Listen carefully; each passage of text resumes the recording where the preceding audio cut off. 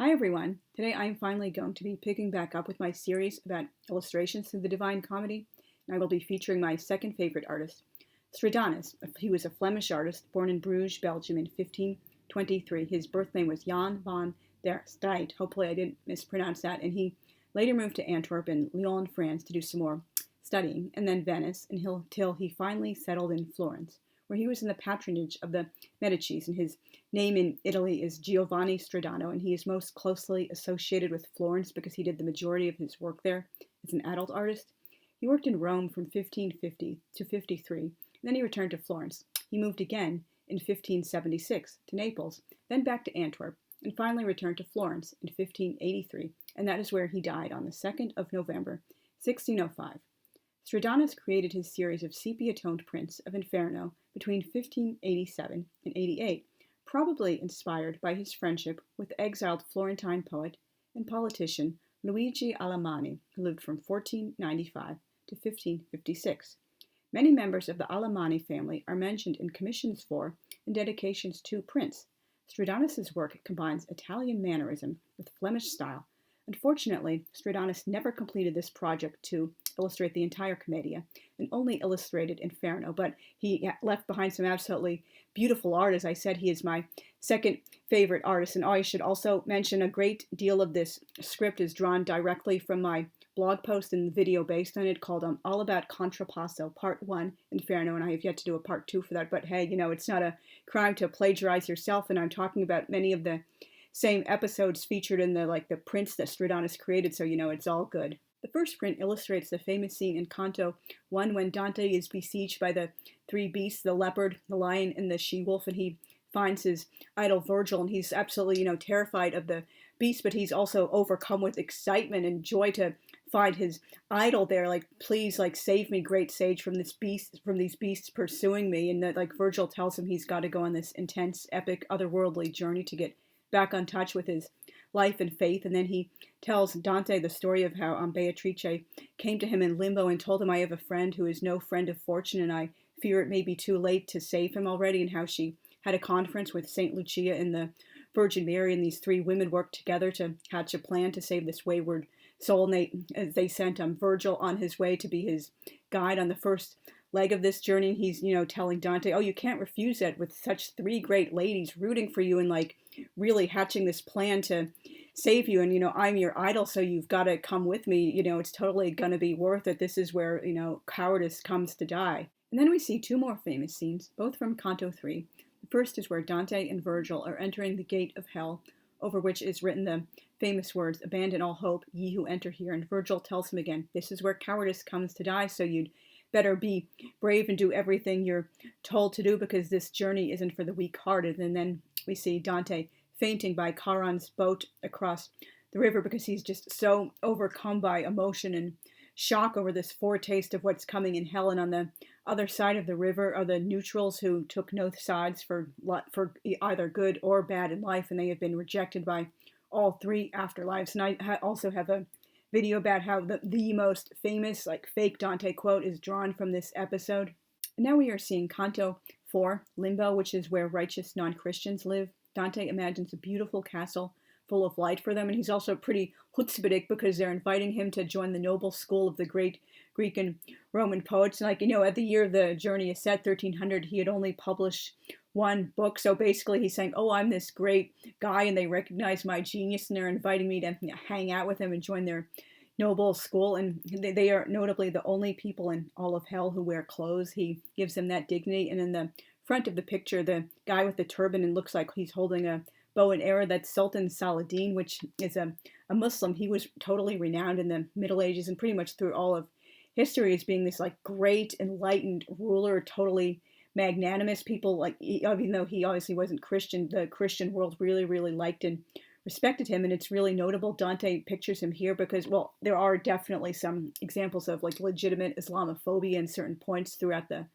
poem, but here he's totally respecting and honoring a great Muslim. Now, this is the famous episode of Francesca da Rimini and Paolo Malatesta in Canto 5, where hell proper begins in the second circle for the lustful. Their contrapasso is because they were carried away by their emotions and their lust and their passions. And real life now, they're going to be forever reminded of it by being like swept around by a never-ending whirlwind in hell. And something I actually never noticed in all this time before until I saw really, really large images of these Stradanus prints. He helpfully puts people's names on their clothing or just above them, so that's like, really kind of cool if you're just not familiar with the poem or whatever. You're just seeing the illustrations without the context of the poem. Oh, cool. Oh, I know who this person is because his or her name is helpfully written there.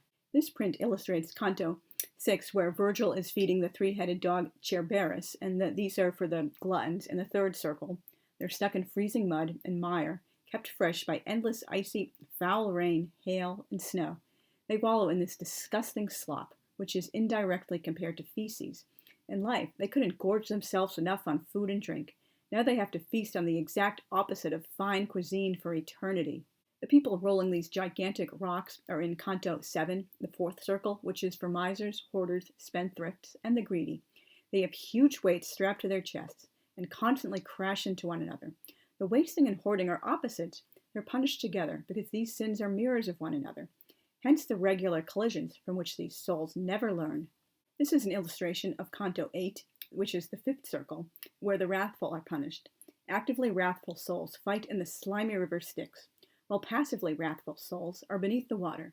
Some scholars translate the word slothful, accidiosi in Italian, as sullen, and thus believe the unifying category of the fifth circle is tristitia, grief, sorrow, since its effects can include envy, pride, wrath, and sloth. And this is Phleges ferrying Dante and Virgil across the river Styx, and Dante is fighting with Filippo Argenti, who's in the water and trying to turn the boat over. He's absolutely overcome with rage, and Virgil, who's usually Mr. Goody Two-Shoes on the spot, he actually praises Dante's wrath. He hugs him and kisses him, and he blesses his mother. He's saying, oh, this is a good thing you have this wrath, because not all wrath is harmful, and I believe that's a sin many people struggle with, myself included. Just having a temper or intermittent explosion disorder is an actual psychological name for it. This is Canto 9, where Dante and Virgil are stuck outside the walls of the city of Dis, and this is where Virgil has his first failure. He can't just like wave a magic wand or say magic words and get on the way. All these demons start threatening them, and he tells Dante to close his eyes, and he additionally puts his hands over Dante's eyes so he's not blinded and turned into stone. And Dante later humorously reminds him of this failure. Oh, my master, you who overcame all opposition, except that time those tough demons came to meet us outside the gates of the city of Dis. This is Canto 12, which is the first ring of the seventh circle, which punishes violence against others. Because anger and greed are traditionally seen as the primary motives for violence, here we find metaphors for cooking and horses in the form of fire, heat, and spurs. Punishments in the first ring are a boiling river of blood and centaurs shooting arrows. And since I'm a Sagittarius, I absolutely love centaurs. You're just, such a cool mythological figure, and I have a centaur plushie coming in the way from Plushie Dreadfuls, along with a couple of others, and I will do an unboxing video about that in future. And one of the other ones which I ordered was Epilepsy Rabbit in honor of Dante, because many people believe Dante had epilepsy, so look forward to that video if you like plushies and stuff. This is Canto 13, which is also a famous episode where Dante encounters the suicide Pierre della Vigna, and I also have a whole separate video about Canto 13 in addition to the William Blake artwork inspired by it. And now this is the second ring of the seventh circle, which punishes violence against oneself, i.e. suicide. This is the only place in hell with vegetation, a forest haunted by harpies, who are half human, half bird creatures, who eat the leaves of oak trees, in which suicides are entombed. These souls can only speak and mourn when their trees are damaged or broken, because they destroy the unity of body and soul.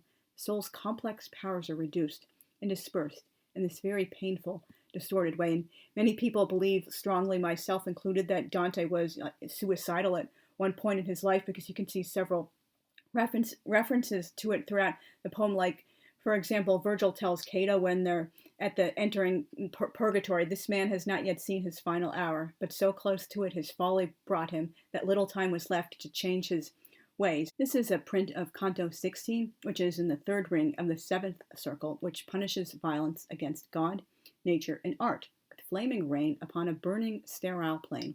This parallels the destruction of Sodom and Gomorrah. Blasphemers, usurers, and gay men are found here. I'm obligated to point out that the traditional Jewish view is that Sodom and Gomorrah were destroyed because of lack of hospitality, not sexual behavior. Dante meets three more so-called sodomites, who are also fellow Florentines, Jacopo Rusticucci, Guido Guerra, and Tegiaio Aldobrandini. After they introduce themselves, Dante says, "If I could have been sheltered from the fire, I would have thrown myself below with them, and I think my guide would have allowed me to. But, as I knew I would be burnt and seared, my fear won over my first good intention, that made me want to put my arms around them. And then I spoke. Repulsion, no, but grief for your condition spread throughout my heart, and years will pass before it fades away." At first glance, this doesn't seem any different than his sympathy for other people he's encountered, like Francesca da Rimini and Chaco dell'Anguilla. But when he takes pity on someone, it's because their conduct reminds him of his own behavior. Like, for example, he is so moved by Francesca's story of indulging forbidden love because he himself loved a woman who wasn't his wife, a married woman no less. An essay in the Durling-Martinez translation, considered by many to be the current gold standard, suggests this is Dante's way of admitting he has had sexual desires for other men, but fought not to satisfy this curiosity. And I do have a whole other video, again based on a blog post about gay men and the Divine Comedy. So if you're interested, you can check out my playlist called All About Dante and the Divine Comedy. It's linked on the front page of my YouTube channel. Now, this print illustrates Canto 17 when Dante and Virgil arrive in the 8th circle on the back of Geryon, who is just this really fascinating, monstrous, magnificent beast who has body parts cobbled together from all sorts of animals as well as some human body parts. I've heard some people pronouncing it Geryon because obviously Dante would have pronounced it that way himself because the letter G is always soft in Italian unless it's written as GH, in which case it's hard. But because the name comes from Greek mythology originally, I think it would be a hard G, so Geryon, but I guess like whatever pronunciation you're familiar with. And then the next print is Canto 18, which is again in the 8th circle, Malabolge, which means evil ditches. And the 8th circle contains 10 circular trenches for various types of fraud. It's compared to an inverted, perverted castle. The cliff surrounding it is a castle keep, which is a fortified tower of refuge within a castle. And the central pit is the world outside. Its ambiguous futility is emphasized by the pit, gathering in and truncating the ridges. The first bolgia punishes seducers, pimps, and panderers with whipping, perhaps a reminder of how their associates urge them on to keep sinning. And the second bolgia are flatterers immersed in feces, a substitution of lower for upper products of the body. This print illustrates Canto 20, which is in the 4th bolgia for sorcerers and fortune tellers. Because their faces are twisted around, they're forced to walk backwards. They tried to see into the future without a divine gift of prophecy, and now can only see in reverse. This is Canto 22, the 5th bolgia, where barators, i.e. corrupt politicians, are thrown into a river of boiling pitch by devils. If the sinners emerge, they're poked with pitchforks. The devils taunt them by saying if they must grab something, grab the pitch, which refers to the secret grabbing they did in life. There's also a parallel between the ship of state and the pitch used to seal Noach's ark, seen as a symbol of the church, which signified the bond of love holding it together. And it's also very notable. This is the only place in the entire Inferno where devils appear, which is kind of contrary to what many people's popular imagination of hell is. And there's also very little fire in hell itself, which also might surprise some people. This is Canto 23, the 6th bolgia, which punishes hypocrites who are wearing heavy leaden robes. Though the word hypocrite comes from the Greek word hypokrites, which officially means to judge, and was used in the context of theater to mean interpreter, actor, one who gives an answer, simulator. Dante followed a notoriously fanciful 13th century etymology book by Uguccione of Pisa, Maniae Derivationes. This book claimed the word either derived from the roots hyper, above, and chrysos, gold, in other words, gilt over, or hypo, below, and chrysos, which means, put together, having something else beneath gold. And I found a really embarrassing typo when I was looking through the notes of the Durling-Martinez translation. They use the English word crisis for the Greek word chrysos, gold. I had to, look that up to judge I wasn't seeing things. So they obviously made a really, really embarrassing error. When you're a little bit over half German, you kind of have an eye for details like that.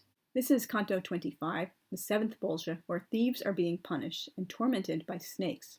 Besides having obvious symbolism with the Bible, Satan is also seen as an archetypal thief, and this is also notable because when the thief Aniel is being turned into a snake, that's the closest the entire poem comes to having any form of sexualized torture, and it's also kind of like unintentionally funny. Dante isn't shy about using a lot of like vulgar and coarse language, particularly the lower and lower he gets in hell. It's not like he ever drops any F-bombs or is like constantly filling up the poem with like, filthy language, but he's, not shy about using coarse language when it comes for it. So instead of using like a vulgar pornographic word for the phallus, he just uses the euphemism the member man conceals.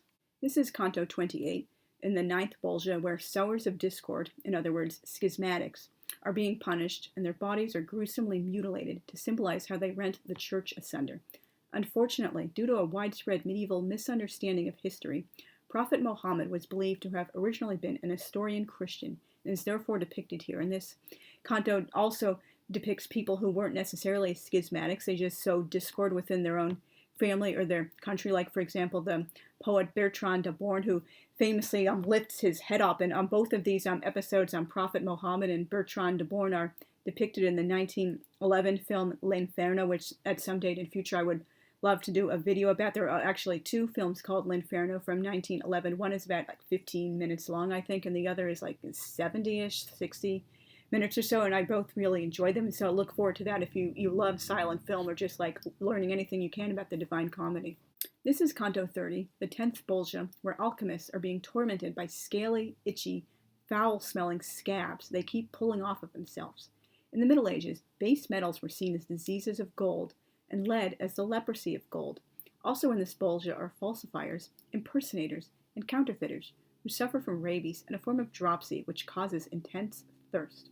This is Canto 31, where Dante and Virgil encounter the giants on their way down into the ninth and final circle. The giants are Nimrod, Ephialtes, who is tied up in the middle, Briareus, and Antaeus, who is on the far left. Antaeus is lifting them down into the lake of ice in the palm of his hand very gently.